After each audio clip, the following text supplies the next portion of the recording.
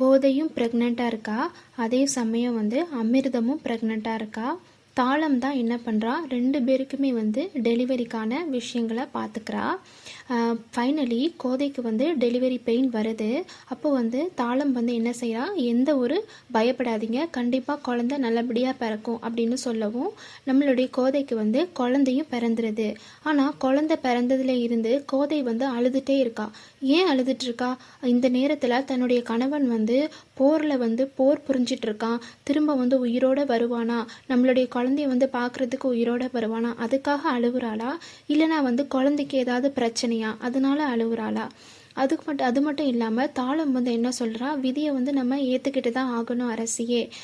வேணும்னா நான் உங்களுக்கு ஒரு அருமையான ஒரு பிளானை சொல்கிறேன், அது உங்களுக்கு ஓகே அப்படின்னா அதை நீங்கள் எக்ஸிக்யூட் பண்ணுங்கள் அப்படின்னு சொல்லிட்டு தாளம் ஒரு ஐடியா சொல்கிறான். என்ன ஐடியா சொல்கிறா, அதுக்கப்புறம் இதே சமயம் அமிர்தமுக்கும் குழந்தை பிறக்குது.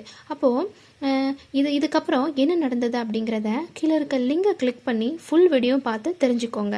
இந்த 2 பேர் குழந்தைக்கும் இருக்கக்கூடிய அந்த சீக்ரெட் என்னது, தாளம் என்ன சீக்ரெட் சொல்கிறா அப்படிங்கிறத நம்ம பார்க்கலாம். சப்ஸ்கிரைப் பண்ணுங்கள்.